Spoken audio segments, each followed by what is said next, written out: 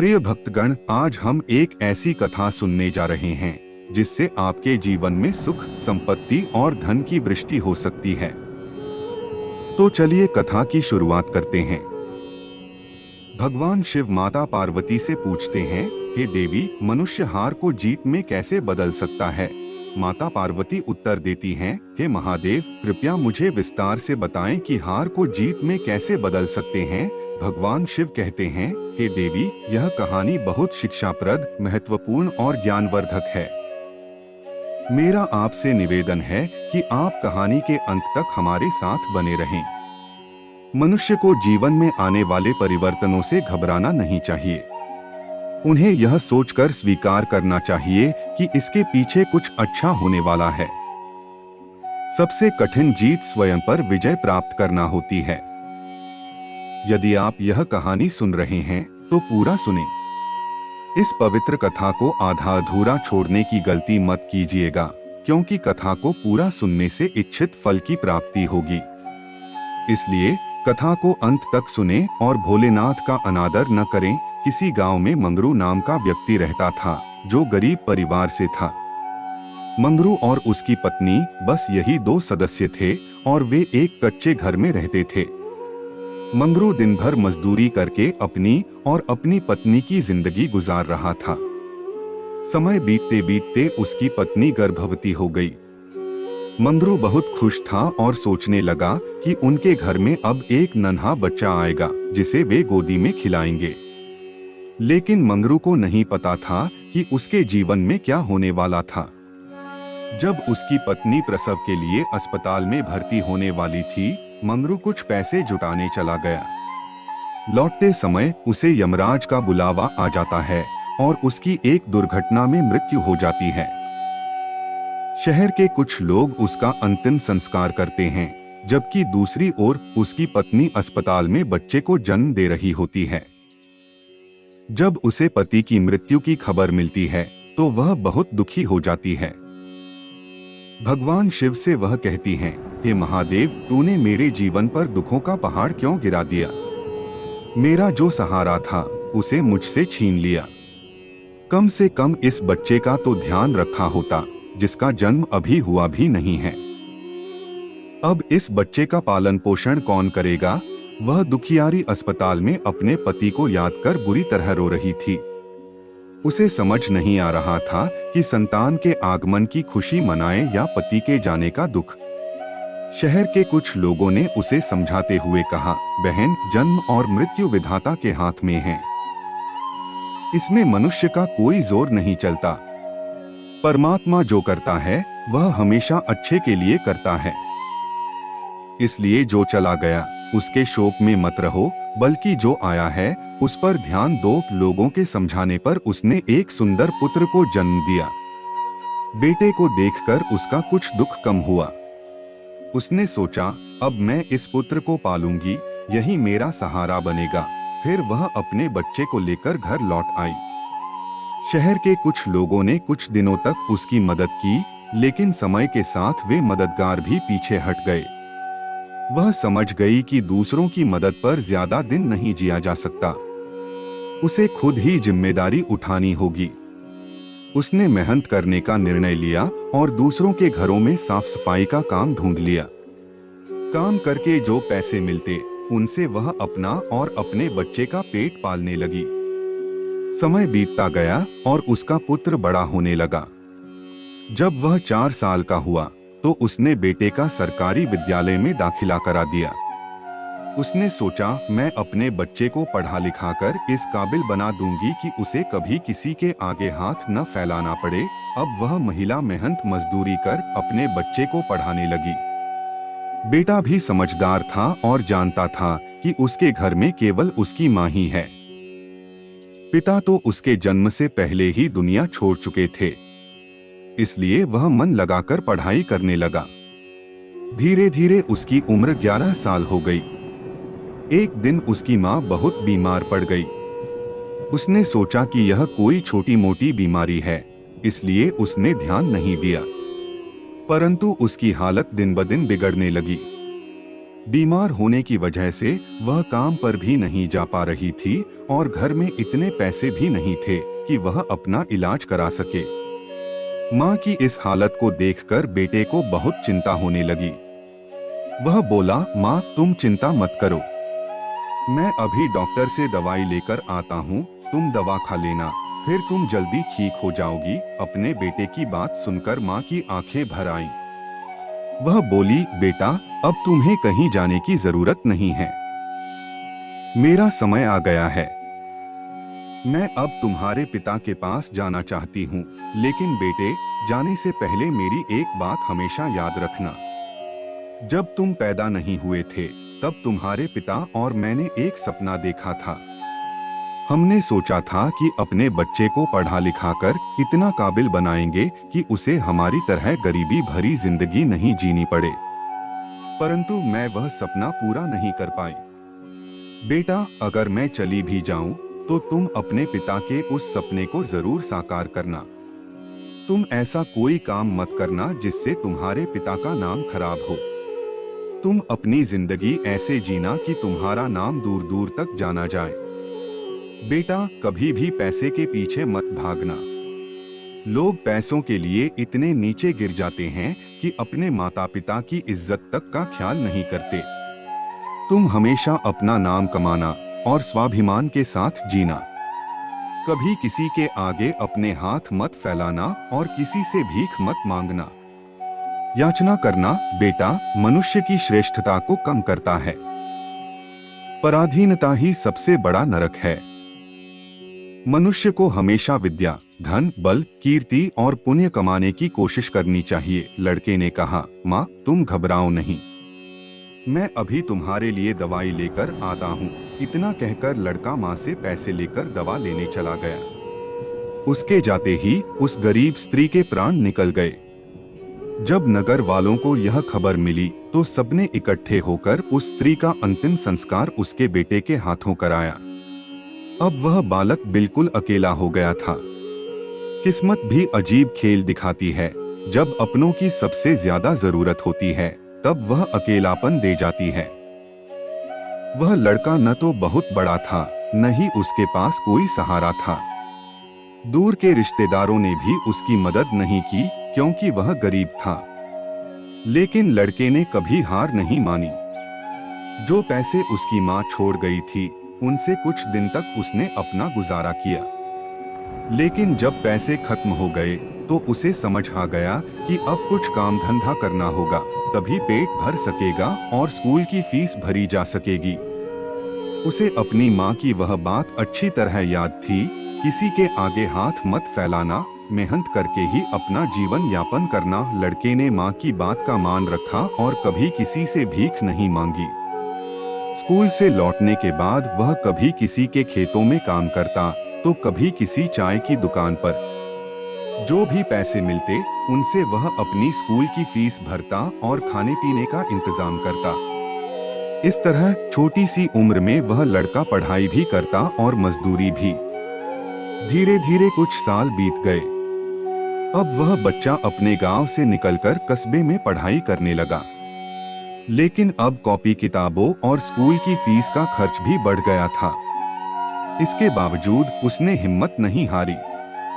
वह रोज स्कूल जाता और जो भी कमाई होती उसे पढ़ाई पर खर्च कर देता। जो थोड़ा बहुत बचता उससे अपना पेट भर लेता। अगर वह कोई स्थायी काम करता तो उसकी पढ़ाई छूट जाती और अगर पढ़ाई करता तो पेट भरने का कोई साधन नहीं था। इसलिए वह दोनों काम साथ साथ करता था। विद्यालय से आकर वह काम की तलाश में निकल जाता था। एक दिन की बात है, वह बच्चा स्कूल से पढ़कर घर लौटा और फिर काम की तलाश में निकल पड़ा। लेकिन उस दिन उसे कोई काम नहीं मिला। पूरा दिन बीत गया और वह रात का शाम को घर लौट आया। आज काम नहीं मिला तो खाने का भी कोई इंतजाम नहीं था। जो पैसे थे उनसे उसने पहले ही स्कूल की फीस भर दी थी। उसकी स्थिति ऐसी थी कि जो रोज कमाया उसी से रोज पेट भरता था। उस दिन जब उसे कोई काम नहीं मिला तो उसे भूखे पेट ही सोना पड़ा। केवल पानी पीकर वह सो गया। अगली सुबह भी भूखा ही वह विद्यालय चला गया। छुट्टी के बाद घर लौटने पर फिर से काम की तलाश में निकल पड़ा। उसने सोचा कल काम नहीं मिला पर आज कोई न कोई काम जरूर मिल जाएगा, लेकिन दुर्भाग्य उसका पीछा नहीं छोड़ रहा था। उस दिन भी उसे कोई काम नहीं मिला। अब उसे फिर से भूखे पेट सोना पड़ा। भूख की वजह से वह बेचैन हो उठा। उसके मन में एक बार ख्याल आया कि अब भूखे पेट तो रहा नहीं जा सकता, क्यों न किसी से मांगकर कुछ खा लूं। लेकिन तभी उसे अपनी माँ की वह बात याद आई, बेटा कभी भीख मत मांगना, हमेशा मेहनत से कमाना और खाना। लड़का स्वाभिमानी था और उसकी हिम्मत नहीं हुई किसी से कुछ मांगने की। उसने सोचा चाहे कुछ भी हो जाए पर भीख मांगकर नहीं खाऊंगा। अगर मैंने भीख मांगनी शुरू कर दी तो लोग मुझे भिखारी कहने लगेंगे। भगवान ने जब पेट दिया है तो कहीं न कहीं से उसके लिए भोजन का भी इंतजाम करेगा। उस दिन भी वह भूखा ही रहा। अगली सुबह जब वह सोकर उठा तो भूख की वजह से उसे चक्कर आने लगे। उसकी उम्र भी तो बहुत कम थी, इतनी छोटी उम्र में भूख कैसे सह सकता था। अगर बड़ा होता तो कुछ दिन यूं ही काट लेता। आज उसने सोचा कि वह विद्यालय नहीं जाएगा, बल्कि सुबह से ही काम की तलाश करेगा। अगर काम मिल जाएगा तो भोजन कर लूंगा और अगले दिन के लिए तैयार हो जाऊंगा, उसने मन ही मन कहा। वह काम की तलाश में इधर उधर भटकता रहा, पर उसकी आंखों के सामने अंधेरा छाने लगा। कमजोरी इतनी बढ़ गई थी कि अब वह ठीक से चल भी नहीं पा रहा था। आखिरकार वह एक पेड़ के नीचे बैठ गया और सोचने लगा, अगर मुझे अब भोजन नहीं मिला तो मैं मर जाऊंगा। मुझे कुछ न कुछ तो करना ही पड़ेगा। उसके मन में एक बार फिर से भीख मांगने का विचार आया, लेकिन उसकी अंतरात्मा ने उसे रोका। तू गरीब है पर भिखारी नहीं। अगर तू एक बार भीख मांगने लगा तो आदत पड़ जाएगी और तू भिखारी बन जाएगा। वह काफी देर तक इसी उधेड़बुन में पड़ा रहा। फिर उसके दिमाग में एक ख्याल आया, भीख मांगना और मदद मांगना दो अलग बातें हैं। मैं किसी से भीख नहीं मांगूंगा पर मदद तो मांग सकता हूँ। भीख मांगना वह है जिसे मांगने के बाद लौटाया नहीं जाता, पर मदद मांगना वह है जिसे आप कभी भी लौटा सकते हैं। लड़के ने सोचा, मैं आज किसी से मदद मांग लेता हूँ और जब मुझे काम मिल जाएगा तो मैं वह मदद वापस लौटा दूंगा। अब लड़का वहाँ से चलता है और उसे नगर के बाहर एक बड़ा सा घर दिखाई देता है। वह उस घर के दरवाजे पर जाकर दस्तक देता है। अंदर से एक महिला बाहर आती है। महिला ने देखा कि दरवाजे पर 11 साल का एक उदास और मासूम सा लड़का खड़ा है। पहले तो महिला उससे पूछती है, बेटा तुमने दरवाजा क्यों खटखटाया? क्या तुम्हें कुछ काम है? लड़का दोनों हाथ जोड़कर कहता है, मां जी मैंने दोपहर के समय आपको तकलीफ दी, इसके लिए क्षमा चाहता हूँ। तब महिला पूछती है, बेटा तुम्हें क्या चाहिए? मैं तुम्हारी क्या मदद कर सकती हूँ? महिला भी एक माँ थी, इसलिए उसके शब्दों में ममता थी। महिला के पूछने पर लड़के के मन में आया कि वह कह दे कि वह 2-3 दिन से भूखा है और भोजन के अभाव में परेशान है। लेकिन उसका स्वाभिमान उसे रोक लेता है और वह भोजन की जगह पानी मांगता है। वह कहता है, माँ जी मुझे बहुत प्यास लगी थी, इसलिए दरवाजा खटखटाया। क्या मुझे एक गिलास पानी मिल सकता है? महिला समझदार थी। उसने लड़के की हालत देख ली थी और समझ गई थी कि वह भूखा है। उसने कहा, बेटा तुम थोड़ी देर रुको, मैं तुम्हारे लिए पानी लाती हूँ। महिला अंदर जाती है और अपनी रसोई से एक गिलास दूध और कुछ लड्डू लेकर वापस आती है। उसने दूध से भरा गिलास लड़के को दिया। लड़के ने जब गिलास देखा तो उसमें दूध था। दूध देखकर लड़के के चेहरे पर खुशी आ गई। मन ही मन उसने उस महिला को दुआएं दी। महिला ने पहले उसे लड्डू खाने को दिए और कहा, बेटा दूध गर्म है, तुम पहले लड्डू खा लो, फिर जब दूध ठंडा हो जाए तो पी लेना। लड़के को ऐसा महसूस हुआ जैसे उसकी ही माँ उसे दूध पीने को दे रही हो। वह सोचता है कितनी अच्छी माँ है, मैंने सिर्फ पानी मांगा था और यह मुझे दूध ले आई। इसने समझ लिया कि मैं भूखा हूँ। लड़का आराम से बैठकर लड्डू खाता है और फिर दूध पीता है। तब स्त्री कहती है, बेटा तुम्हें और कुछ चाहिए? लड़का सोचने लगता है, इस दूध के बदले में मैं इस माँ को क्या दे सकता हूँ? मेरे पास तो कुछ भी नहीं है। दूध पीने के बाद लड़का कहता है, माँ जी, मैंने आपसे पानी मांगा था और आपने मुझे दूध पिलाया। इसके बदले में मैं आपको क्या दे सकता हूँ? महिला मुस्कुराते हुए कहती है, बेटे मैंने तुम्हें दूध इसलिए नहीं पिलाया ताकि बदले में कुछ ले सकूं। तुम्हारा चेहरा देखकर मुझे लगा कि तुम भूखे हो, इसलिए मैंने तुम्हें दूध दे दिया। लड़का फिर से कहता है, नहीं माँ जी, आप मुझसे इसके बदले में कुछ जरूर मांगे। मैं अपनी हैसियत के अनुसार आपको कुछ जरूर दूंगा। लड़के की बात सुनकर महिला सोचती है, यह लड़का कितना स्वाभिमानी है। जब लड़का बार बार उससे कुछ मांगने की बात करता है तो महिला उसका मन रखने के लिए कह देती है, बेटा मैंने तुम्हें दूध पिलाकर कोई एहसान नहीं किया है, फिर भी अगर तुम मुझे कुछ देना चाहते हो तो एक वचन दो। जिस तरह आज मैंने तुम्हारी मदद की, उसी तरह जब तुम मदद करने लायक बन जाओ तो किसी जरूरतमंद की मदद करना। जिस दिन तुम किसी की मदद करोगे उसी दिन तुम मेरे इस एहसान से मुक्त हो जाओगे। महिला ने यह बात इसलिए कही ताकि लड़का अपने आप को मजबूर महसूस न करे और खुशी खुशी अपने घर जा सके। लड़का इस बात को अपने दिल में बिठा लेता है। वह महिला के पैर छूता है और काम की तलाश में आगे बढ़ जाता है। इस तरह धीरे धीरे कई दिन बीत जाते हैं। जिस विद्यालय में वह लड़का पढ़ता था उसी विद्यालय में उस महिला का बेटा भी पढ़ता था जिसने उसे दूध पिलाया था। एक दिन जब वह महिला अपने बच्चे को विद्यालय छोड़ने जाती है तो उसने देखा कि वही लड़का भी वहीं पढ़ रहा था। उसने तुरंत उसे पहचान लिया। महिला ने विद्यालय के मास्टर जी से जाकर पूछा, यह बालक कौन है? मास्टर जी ने बताया, इस लड़के का नाम साकेत है। यह बिना माता पिता का बच्चा है। छोटी सी उम्र में ही इसके दोनों माता पिता गुजर गए थे। यह सुनकर महिला का दिल भर आया। वह सोचने लगी, जब इसके माँ बाप नहीं हैं, तो इसकी पढ़ाई का खर्च कौन उठाता है? तब बड़े मास्टर जी ने बताया, बहन जी, साकेत बहुत मेहनती बच्चा है।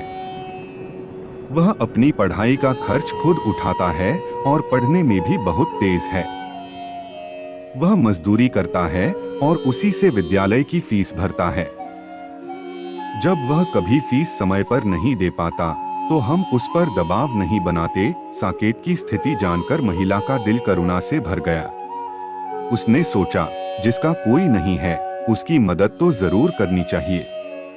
ऐसे ही लोगों की मदद करने से भगवान शिव प्रसन्न होते हैं। महिला ने यह भी समझा कि साकेत जैसे स्वाभिमानी लड़के से वह सीधे पैसे नहीं ले पाएगी। इसलिए उसने बड़े मास्टर जी से कहा, अगर मैं इस बालक की फीस भर दूं तो आपको कोई आपत्ति तो नहीं होगी? मास्टर जी ने कहा, बहन जी, आपकी सोच बहुत अच्छी है। आप उसकी फीस भरें तो हमें कोई आपत्ति नहीं होगी। लेकिन साकेत इस बात के लिए तैयार नहीं होगा। तब महिला ने कहा, मास्टर जी, मैं उस बच्चे की मदद करना चाहती हूँ। आप किसी तरह से उसे समझा दीजिए और कह दीजिए कि सरकार ने उसकी फीस माफ कर दी है, ताकि उसे ऐसा न लगे कि वह किसी पर निर्भर है। मास्टर जी भी इस बात से सहमत हो जाते हैं और वह महिला साकेत की पूरे वर्ष की फीस भरकर अपने घर चली जाती है। इसी तरह वह हर साल उसकी फीस जमा कर देती थी ताकि साकेत बिना किसी चिंता के पूरी तरह पढ़ाई पर ध्यान दे सके। अब साकेत मन लगाकर पढ़ाई करता और खाने पीने के लिए कभी कभार किसी दुकान पर काम कर लेता था। जैसा कि कहा जाता है, डूबते को तिनके का सहारा ही बहुत होता है। उस महिला के छोटे से प्रयास ने साकेत की जिंदगी में बड़ा बदलाव ला दिया था। अब साकेत निश्चिंत होकर अपनी पढ़ाई में जुट गया था। कुछ वर्ष और बीत गए। अब साकेत को आगे की पढ़ाई के लिए शहर जाना पड़ा। उसने सोचा, शहर में रहकर मैं कोई छोटी मोटी नौकरी कर लूंगा और अपनी पढ़ाई भी जारी रखूंगा। जब उस महिला को यह बात पता चली, तब वह साकेत की फीस जमा करने के लिए विद्यालय गई थी। मास्टर जी ने बताया, बहन जी, साकेत तो अब आगे की पढ़ाई करने के लिए शहर चला गया है, इसलिए आपको उसकी फीस जमा करने की कोई जरूरत नहीं है। यह सुनकर महिला ने सोचा, कोई बात नहीं, भगवान शिव ने मुझे उसकी मदद करने का इतना ही समय दिया होगा। हे महादेव, उस बालक पर दया दृष्टि बनाए रखना, वह जहां भी रहे खुश रहे। इस प्रकार वह स्त्री अपने घर लौट आई और अपनी गृहस्थी में व्यस्त हो गई। उधर साकेत शहर में जाकर अपनी पढ़ाई करने लगा। खर्चा चलाने के लिए उसने एक नौकरी भी तलाश कर ली। इस तरह 25 वर्ष बीत जाते हैं। ना तो साकेत कभी उस महिला से मिल पाता है और ना ही वह महिला कभी साकेत से मिलती है। इस बीच उस महिला का बेटा भी बड़ा हो गया था। वह एक सफल व्यापारी बन चुका था। महिला पहले से ही संपन्न थी और अब उसका बेटा व्यापार में बहुत धन कमाने लगा था। वह लड़का बड़ा संस्कारी था और अपनी माँ से बहुत प्रेम करता था। एक दिन महिला बहुत बीमार पड़ जाती है। शाम को जब उसका बेटा घर आता है और अपनी माँ की हालत देखता है, तो वह बेहद चिंतित हो जाता है। वह तुरंत अपनी माँ को अस्पताल में भर्ती कराता है। जांच में पता चलता है कि उसकी माँ को कैंसर है। बेटा डॉक्टर से कहता है, डॉक्टर साहब, मेरी माँ का अच्छे से इलाज कीजिए, पैसों की बिल्कुल चिंता मत कीजिए। डॉक्टर ने जवाब दिया, तुम्हारी माँ को कैंसर है और इसका इलाज बहुत महंगा होगा। छोटे अस्पतालों में इसका इलाज संभव नहीं है। तुम्हें किसी बड़े शहर के बड़े अस्पताल में जाकर इलाज कराना होगा। बड़े अस्पताल का मतलब है कि खर्चा भी बहुत अधिक होगा। बेटे ने कहा, डॉक्टर साहब, मैं अपनी माँ को ठीक करने के लिए कुछ भी कर सकता हूँ। आप बस मुझे कोई रास्ता बताइए कि मैं अपनी माँ का इलाज कहाँ करवा सकता हूँ। तब डॉक्टर ने बड़े शहर के एक कैंसर अस्पताल में इलाज कराने की सलाह दी। उन्होंने कहा, यदि वहाँ समय पर इलाज हो गया तो तुम्हारी माँ बच सकती है, नहीं तो उनकी जान खतरे में पड़ सकती है। यह सुनकर लड़का घबरा जाता है। वह डॉक्टर से बड़े शहर के डॉक्टर का नंबर और पता लेकर अपनी माँ को तुरंत बड़े शहर ले जाता है। उसकी माँ उसे रोकने की कोशिश करती है, बेटा, तुम मुझे कहाँ ले जाओगे? हमारे पास इतने पैसे कहाँ हैं कि बड़े शहर में अच्छा इलाज करा सकें। यहीं के डॉक्टर से दवा ले लेते हैं। धीरे धीरे मैं ठीक हो जाऊंगी, तुम परेशान मत हो। तब लड़का बोला, माँ, इस दुनिया में एक तुम ही तो हो जिसकी मौजूदगी से मुझे कभी अकेलापन महसूस नहीं होता। तुम्हारे होने से ही मेरी सारी चिंताएं दूर रहती हैं। मैं तुम्हें इस बीमारी से हारने नहीं दूंगा। पैसे का क्या है, खत्म हो गए तो फिर कमा लूंगा, लेकिन माँ को तो कभी वापस नहीं पाया जा सकता। इस प्रकार वह अपनी माँ को बड़े शहर ले जाता है। अस्पताल पहुंचने पर पता चलता है कि जिस डॉक्टर से इलाज होना था वह उस समय विदेश गए थे और अगले दिन आने वाले थे। अस्पताल के कर्मचारी ने सलाह दी, आप अपनी माँ को भर्ती करा दीजिए, डॉक्टर साहब कल आएंगे। लड़के ने बिना देर किए अपनी माँ को अस्पताल में भर्ती करवा दिया और डॉक्टर के आने का इंतजार करने लगा। अगले दिन डॉक्टर साहब आते हैं तो वह लड़का अपनी माँ की हालत के बारे में उन्हें बताता है। डॉक्टर साहब उसे भरोसा दिलाते हैं, जांच के आधार पर कह सकता हूं कि तुम्हारी मां ठीक हो जाएगी, लेकिन इलाज लंबा चलेगा। लड़के ने दृढ़ता से कहा, डॉक्टर साहब, चाहे कुछ भी हो जाए, मैं अपनी मां को ठीक कराकर ही घर ले जाऊंगा, भले ही इसके लिए मुझे सब कुछ बेचना पड़े। डॉक्टर ने मां का इलाज शुरू कर दिया।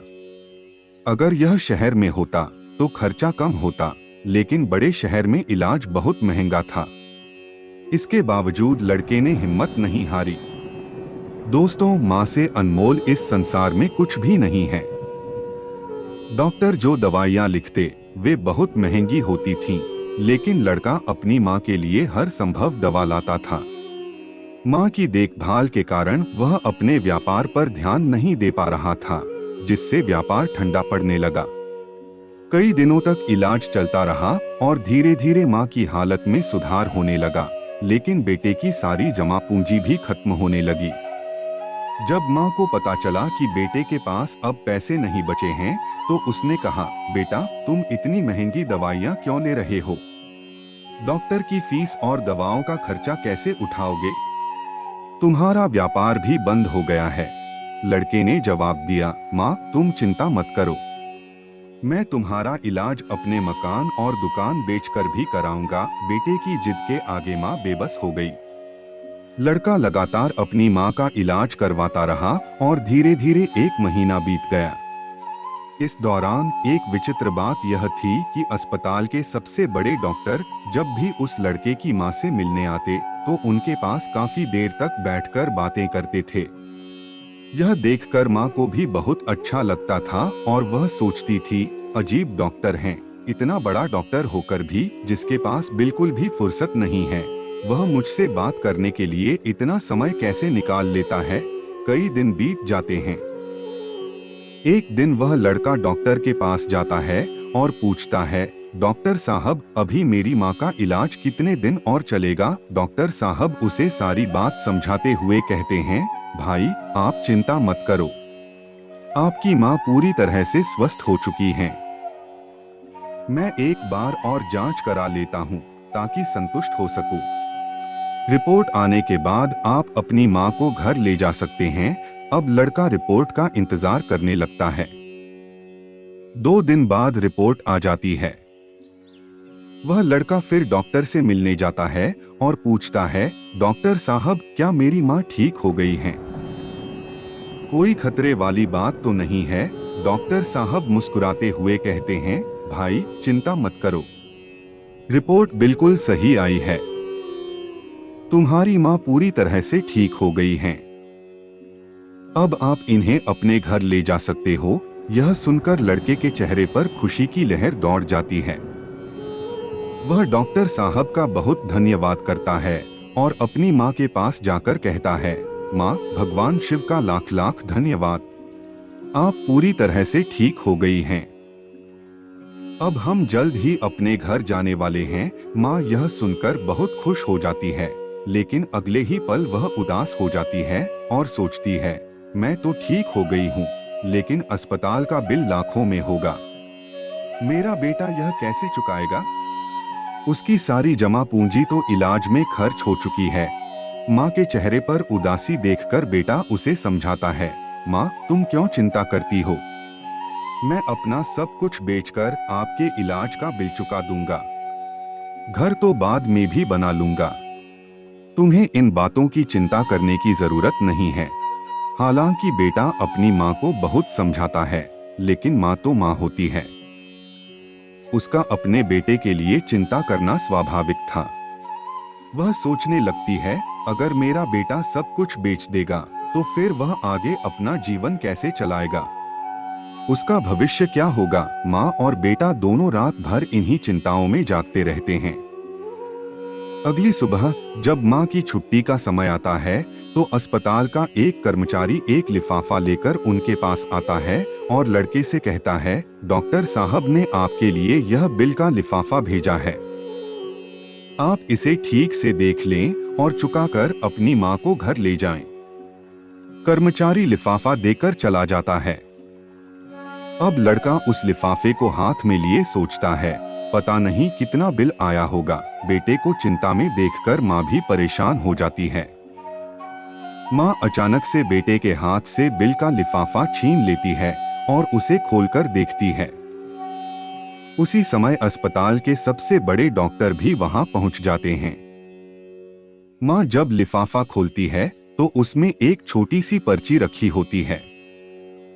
उस पर्ची पर लिखा था, माँ जी, आपने इस बिल का भुगतान तो 25 साल पहले ही कर दिया था, जब आपने 2 दिन के भूखे एक बच्चे को 1 गिलास दूध और लड्डू खिलाए थे, और अगले 5 साल तक उस बच्चे की विद्यालय की फीस भी भर दी थी।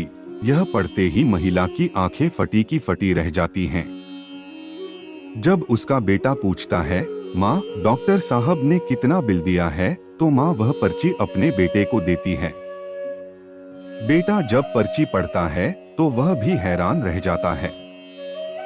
वह अपनी माँ से पूछता है, माँ, क्या आप डॉक्टर साहब को पहले से जानती हो? उनसे आपकी जान पहचान कब हुई थी? माँ कहती है, बेटा, मैं इन्हें पहले से नहीं जानती थी, अभी ही पता चला है। बेटा फिर पूछता है, तो फिर इसमें 25 साल पहले की घटना क्यों लिखी है? माँ कहती है, बेटा, 25 साल पहले जब तुम बहुत छोटे थे, तब तुम्हारी उम्र का एक छोटा सा लड़का भरी दोपहर में हमारे दरवाजे पर आया था। वह भूखा प्यासा था। उसने मुझसे एक गिलास पानी मांगा था। मैंने उसकी हालत देखी तो समझ गई कि वह कई दिनों से भूखा है, इसलिए उसे दूध और लड्डू खिलाए थे।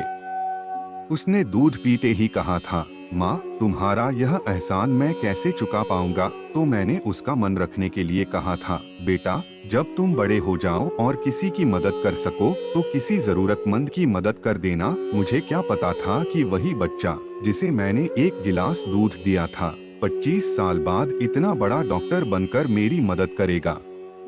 लोग तो आज लेकर कल भूल जाते हैं, लेकिन उस बच्चे ने मेरा वह एहसान कभी नहीं भुलाया। आज मुझे पता चला कि डॉक्टर साहब वही बच्चा हैं। माँ और बेटा आपस में बात कर ही रहे थे कि डॉक्टर साहब उनके पीछे खड़े होकर सब सुन रहे थे। उनकी आंखों में आंसू थे और बचपन के वो पल याद आ गए जब वे भूखे प्यासे उस माँ के दरवाजे पर पहुंचे थे। डॉक्टर साहब आगे बढ़ते हैं, माँ के चरणों में झुकते हैं और उनके पास बैठकर कहते हैं, माँ, आपके कहे हुए शब्द आज भी मेरे कानों में गूंजते हैं। मैंने उन्हीं शब्दों को अपना संस्कार बना लिया। मैंने अपनी जिंदगी में बहुत दुख झेले, लेकिन कभी हिम्मत नहीं हारी। आप ही की वजह से आज मैं इतना बड़ा डॉक्टर बन पाया हूँ। यदि आपने मेरी फीस नहीं भरी होती तो मैं कभी यहाँ तक नहीं पहुँच पाता। उस दिन से मैंने आपको अपनी माँ मान लिया था, जब आपने मुझे ममता भरी छाव में बैठाकर दूध पिलाया था। इतना कहने के बाद डॉक्टर साहब वे सारे पैसे लौटा देते हैं जो महिला के इलाज में खर्च हुए थे। फिर वह डॉक्टर साहब बूढ़ी माँ के चरणों में सिर रखकर प्रणाम करते हैं। माँ उन्हें उठाकर अपने सीने से लगा लेती है। डॉक्टर साहब और माँ दोनों की आंखें आंसुओं से भरी होती हैं। जब यह दृश्य अस्पताल के लोग देखते हैं तो सब हैरान रह जाते हैं और सबकी आंखें भी नम हो जाती हैं। फिर भगवान शिव कहते हैं, जो व्यक्ति इन 4 बातों को समझ लेता है वह कभी गरीब नहीं रहेगा। पहली बात, मनुष्य को जीवन में आने वाले परिवर्तनों से घबराना नहीं चाहिए। बदलाव जीवन का हिस्सा हैं और इन्हें यह सोचकर स्वीकार करना चाहिए कि ये जीवन में कुछ अच्छा लेकर आएंगे। इन परिवर्तनों से मनुष्य बहुत कुछ सीखता है और सही राह पकड़ता है। जो व्यक्ति जीवन की घटनाओं से टूट जाता है वह कभी आगे नहीं बढ़ पाता। दूसरी बात, चाहे अंधेरा कितना भी घना क्यों न हो, एक छोटा सा दीपक उसे मिटा सकता है। उसी प्रकार यदि जीवन में अंधेरा छा जाए तो ज्ञान रूपी दीपक उसे मिटाकर सही मार्ग दिखा सकता है। ज्ञान वह संपत्ति है जो एक साधारण इंसान को भी राजा बना सकता है और भटके हुए को सही रास्ता दिखा सकता है। तीसरी बात, दूसरों का भला कीजिए, दूसरों पर दया कीजिए और आपका भला अपने आप होता चला जाएगा। यदि आपको जीवन में किसी की मदद करने का अवसर मिले तो उसे कभी न चूकें। आपकी छोटी सी मदद किसी का जीवन बदल सकती है। मुसीबत में घबराने की जरूरत नहीं है, क्योंकि जब एक रास्ता बंद होता है तो 10 और रास्ते खुल जाते हैं। जीवन की कठिनाइयां मनुष्य को निखारती हैं और कष्ट सहने के बाद ही उसे वह अनुभव मिलता है जो जीवन में बहुत काम आता है। चौथी बात, चाहे परिस्थितियां कैसी भी हों, कभी भी भीख मांगकर न खाएं। भीख मांगने वाला अपनी ही नजरों में गिर जाता है और उसे बिना मेहनत के जीने की आदत हो जाती है।